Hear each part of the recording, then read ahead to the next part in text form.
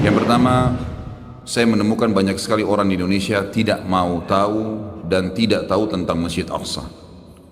Sehingga mereka bisa dikatakan minim sekali menghubungkan antara doanya dengan Masjid Aqsa ini atau memohon kepada Allah agar memberikan kemenangan kepada mereka. Dari sisi lain juga media banyak sekali membesar-besarkan permasalahan sehingga umumnya kaum muslimin takut untuk datang ke sana.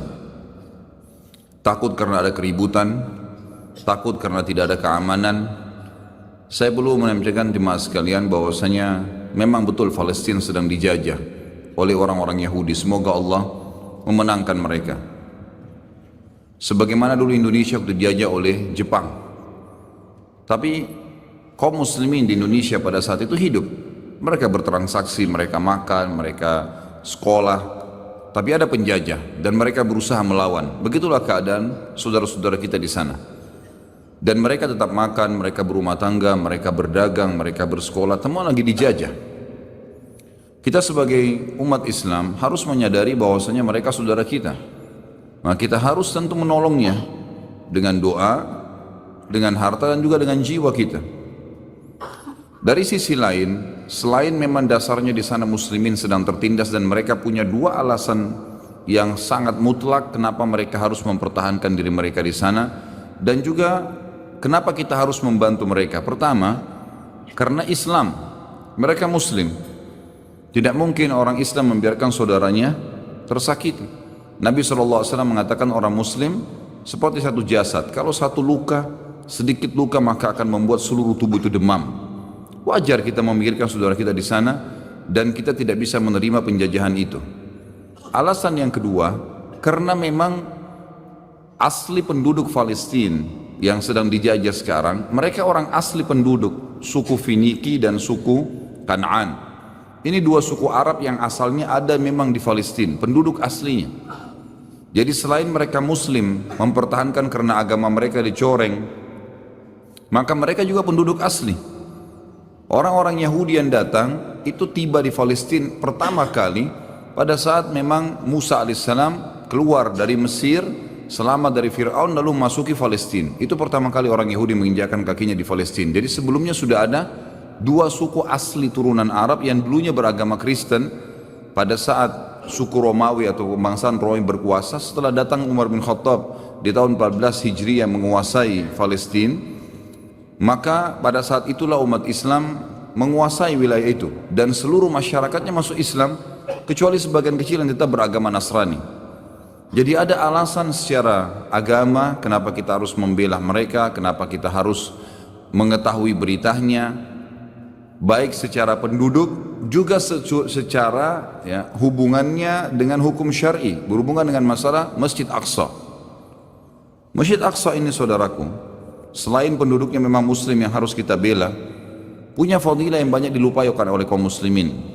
Yang pertama adalah Masjid Aqsa, masjid kedua yang dibangun setelah Masjid Haram Mekah. Disebutkan dalam riwayat Sahih riwayat Bukhari bahwasanya Abi Dzar radhiyallahu anhu bertanya kepada Nabi SAW, ya Rasulullah, masjid manakah yang paling pertama dibangun di muka bumi? Kata Nabi SAW, Masjid Haram Mekah. Kemudian Abi Dzar bertanya, apa lagi ya Rasulullah, masjid yang mana lagi setelah itu? Kata beliau SAW adalah Masjid Aqsa, dan Aqsa ini artinya jauh. Disebutkan dalam surah Isra, Allah berfirman di ayat pertama, A'udzubillahi minasyaitonirrajim, Subhanalladzi asra bi 'abdihi lailan minal masjidil haram ilal masjidil aqsa alladzi barakna haulah. Maha suci Allah yang telah memperjalankan hambanya Muhammad sallallahu alaihi wasallam dari Masjid Haram Mekah ke Masjid Aqsa, masjid yang sangat jauh. Karena pada saat itu jaraknya antara Masjid Haram dan Masjid Aqsa kalau menunggangi kuda tercepat sebulan. Jadi sangat jauh yang telah kami berkahi di sekitarnya. Baik, yang kita ini titik beratkan di sini teman-teman sekalian, Abi Dzar berkata, kata Nabi SAW, Masjid Aqsa masjid yang kedua. Kata Abi Dzar, berapa tahun antara keduanya? Kata Nabi SAW, 40 tahun. Artinya dia masjid yang kedua. Hadis yang kedua menyebutkan dalam fadilah Masjid Aqsa adalah hadis yang masyhur, yang sahih, di mana Nabi SAW juga riwayat Bukhari bersabda, tidak boleh orang mengunjungi masjid secara khusus kecuali 3 masjid: Masjid Haram Mekah, masjidku ini di Madinah, masjid Nabi SAW, dan juga masjid Aqsa. Jadi masuk di dalamnya masjid Aqsa ini. Juga dalam hadis berhubungan dengan masalah itikaf, kata Nabi SAW, itikaf yang paling afdal ada di 3 masjid. Di masjidku ini, di masjid Mekah yang ada Ka'bah, dan masjid Ilya atau masjid Aqsa. Fadilah yang lain adalah hadis Nabi SAW yang berbunyi, Abi Dzar berkata, kami telah berselisih, kami sedang berdiskusi di antara sahabat-sahabat Nabi di masjid Nabi SAW di Madinah, lalu kami berkata satu sama yang lain, mana yang lebih afdal ya, solat di masjid ini atau solat di masjid Aqsa? Maka Nabi SAW keluar lalu berkata, solat di masjidku ini 4 kali lipat dibandingkan masjid Aqsa. Hadis ini berarti menjelaskan masjid Aqsa 250 kali lipat dibandingkan tempat lain, karena masjid Nabawi 1000. Lalu kata Nabi SAW, tapi ketahuilah sebaik-baik tempat solat adalah masjid Aqsa. Sebaik-baik tempat solat adalah masjid Aqsa. Dan akan datang nanti satu waktu, ini seakan-akan Nabi SAW menceritakan tentang keadaan sekarang. Seseorang yang tinggal di sana tidak memiliki tanah lagi kecuali senilai dengan tali sendal mereka. Tali sendal mereka. Dan mereka tetap mempertahankannya karena ingin melihat Baitul Maqdis. Seperti menceritakan tentang keadaan muslimin sekarang. Lalu kata Nabi SAW, ketahuilah tanah sekecil itu pun di masjid di sekitar Baitul Maqdis, sekitar Masjid Aqsa, senilai dengan tali sendal, artinya sangat murah. Tali sepatu kalau kita beli sekarang anggap 10.000 rupiah. Senilai itu pun tanah kita milikin di sana karena ingin melihat Baitul Maqdis, kata Nabi SAW, lebih baik daripada dunia dan seluruh isinya. Ini fadilah yang jarang orang dengar, gitu kan? Mestinya tahu kalau di sana itu mempertahankan tanah seperti tali sendal saja sudah lebih baik daripada dunia dan seluruh isinya. Ini sudah satu hal yang luar biasa. Hadits yang lain juga berbunyi, kata Nabi SAW, waktu ditanya oleh Maimunah radhiyallahu anha, istri Nabi SAW dari turunan Yahudi Quraidah, ada yang mengatakan, hamba sahaya Nabi SAW. Dia mengatakan, ya Rasulullah, beritahukan kepada kami tentang Baitul Maqdis. Kata Nabi SAW, sholatlah kalian semua ke sana, karena sholat di sana sama dengan 1000 dibandingkan tempat lain. Hadis ini lebih kuat daripada tadi 250 kali lipat, karena itu hadisnya hasan, ini hadisnya sahih. Berarti dari hadis ini, kata ulama hadis, menandakan kemungkinan besar Masjid Nabawi itu adalah 4000, bukan cuma 1000. Karena kalau kita berpegang juga pada hadis tadi, sholat di masjidku ini 4 kali lipat dibandingkan Masjid Ilya atau Masjid Aqsa, berarti menandakan dikuatkan dengan hadis yang kedua 1000 ini di Masjid Aqsa, berarti Masjid Nabawi 4000, atau memang dasarnya Masjid Aqsa dan Masjid Nabawi sama 1000. Ringkas cerita dia punya fadilah, kata Nabi, karena sholat di dalamnya sama dengan 1000 dibandingkan tempat lain. Kata Maimunah radhiyallahu anha, lalu bagaimana dengan orang yang tidak mampu ya Rasulullah, tidak bisa ke sana? Kata Nabi SAW, dia minimal menyumbang minyak untuk menerangi Masjid Aqsa. Jadi orang zaman dulu pakai minyak untuk nyalakan api.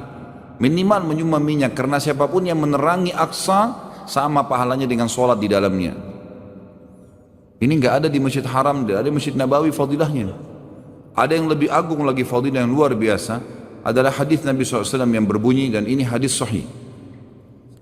Kata Nabi SAW, pada saat Sulaiman alaihissalam selesai merenovasi Masjid Aqsa, karena yang bangun kakek kesekiannya Ibrahim alaihissalam, datang keturunannya yang keberapa, kemudian Sulaiman, namanya Sulaiman, Nabi Sulaiman alaihissalam, beliau membangun Masjid Aqsa, dan beliau berkata, kata Nabi SAW, setelah Sulaiman membangun Masjid Aqsa, beliau meminta 3 hal.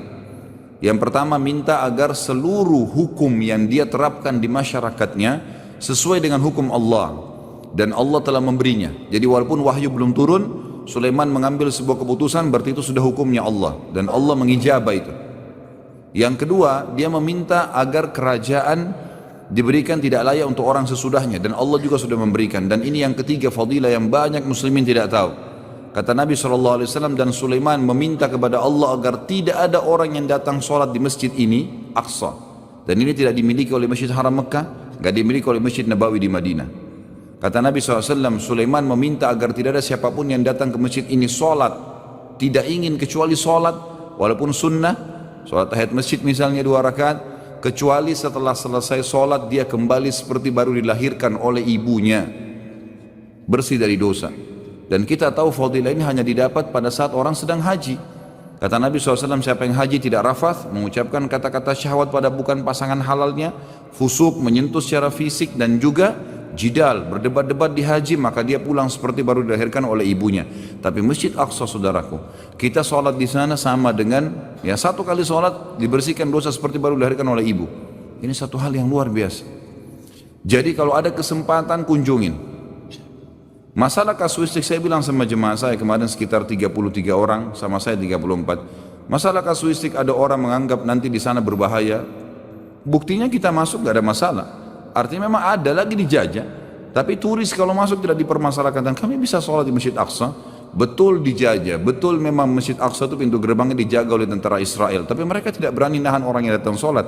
Dan di bagian dalam pintu gerbang Masjid Aqsa dijaga oleh polisi Palestina.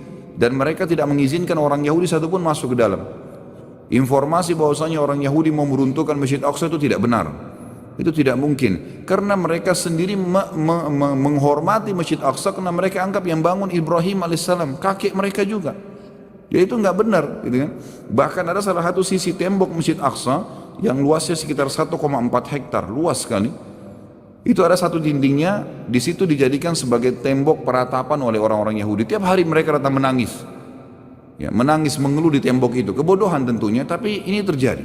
Jadi mereka bukan merubuhkan, malah mereka mensucikan tempat itu. Mereka mensucikan, dan berapa kali orang Yahudi berusaha masuk, tapi selalu tertahan, gitu kan? Dari sisi lain, pada saat kita masuk, kita bisa sholat di sana mendapatkan fadilahnya. Kita bisa bertemu dengan saudara kita muslim, dan pada saat kami datang luar biasa mereka menyambut dengan sangat hangat.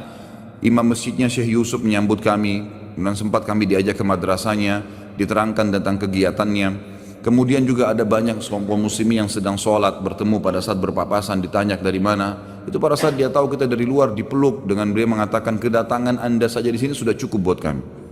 Ini sudah sebuah motivasi yang luar biasa, karena Yahudi nggak mau kita masuk ke sana banyak-banyak. Kalau orang banyak yang masuk, maka makin banyak, makin menguatkan jiwanya kaum muslimin. Kedatangan saja. Dan ternyata saudara kita dari Turki yang sangat paham ini. Turki sekarang membuka penerbangan satu minggu bisa 3 pesawat. Berarti 1000 orang muslim Turki masuk ke Aqsa setiap minggunya. Dan waktu ditanya oleh orang kita, orang Indonesia yang masuk cuma 40-50 orang sekali datang. Ini kenapa kalian datang ke sini? Mereka bilang kami tidak mau kehilangan masjid ini. Jadi makin banyak muslimin datang, makin menguatkan jiwa mereka. Satu sisi lagi, kan gitu. Jadi sisi yang pertama kita sholat di sana fadilahnya besar. Sisi yang lain kita mengunjungi saudara kita muslim yang sedang tertindas. Sisi yang lain kita bisa mendapatkan fadilah menyumbang. Di dalam Masjid Aqsa itu ada kotak yang dibentuk oleh Syu'un Islamiyah, di sana ada lembaganya sendiri, lembaga pemerintahan Palestina untuk membangun Masjid Aqsa. Jadi saya bilang sama jemaah saya, ini kotak, tinggal masukkan sumbangan langsung, nggak pakai LSM lagi. Ini masjidnya langsung. Sekitar masjid banyak janda-janda yang memang suaminya mati syahid, anak-anak yang orang tuanya mati syahid, bisa disumbang, bisa dibantu langsung. Saya bertemu dengan satu orang bapak, umurnya mungkin sudah 80 tahun. Dia menjual gambar Masjid Aqsa sambil dia mengatakan, akhi, saya punya anak 10 dan saya biayai mereka. Dari uang, beli gambar ini $1 gitu. Jadi kesempatan membantu mereka, kesempatan membantu mereka. Sisi yang lain lagi, bisa kita niatkan untuk ribat. Ribat ini dalam hadis sahih riwayat Imam Muslim, kata Nabi SAW, ribatu yauman fisabilillah khairu minad dunya wa ma fiha. Ribat itu mengikat diri di perbatasan antara muslimin dengan orang-orang penjajah, orang kafir, di medan jihad lah. Dan seluruh Palestina sekarang lokasinya sama. Seluruh Palestina sekarang medan jihad, seluruhnya, tidak terkecuali, karena lagi dijajah, gitu kan? Maka dengan kita datang ke sana, kita bisa niat ribat. Karena pada saat kami ke masjid dari hotel, alhamdulillah orang-orang muslim yang punya hotel, ada punya rumah makan di sana, ada sekolah. Tapi pada saat kami ke Masjid Aqsa, memang di kiri kanan banyak polisi tentara Israel. Kita bisa niatkan ribat, gitu kan? Kalau memang Allah Subhanahu wa ta'ala takdirkan meninggal di sana, sudah ajalnya, itu luar biasa. Karena orang kalau terbunuh mati syahid di tangan ahli kitab, Yahudi dan Nasrani, pahalanya double syahadah. Dalam hadis sahih dikatakan, terbunuh dengan ahli kitab mendapatkan 2 pahala syahadah. Double, beda dengan kalau orang Hindu, orang Buddha. Jadi banyak sekali fadilah. Yang saya ingin bagi teman-teman sekalian, kalau Allah berikan kemudahan umrah, kemudian ada kelebihan rezeki ke sana, masuk dan jangan ragu. Dengan izin Allah tidak ada apa-apa, tapi kita minimal sekali seumur hidup bisa pernah menginjakkan kaki di sana dan bisa melihat apa yang telah Nabi SAW perintahkan kepada kita. Secara histori, kita juga mendapatkan banyak sekali pelajaran di situ.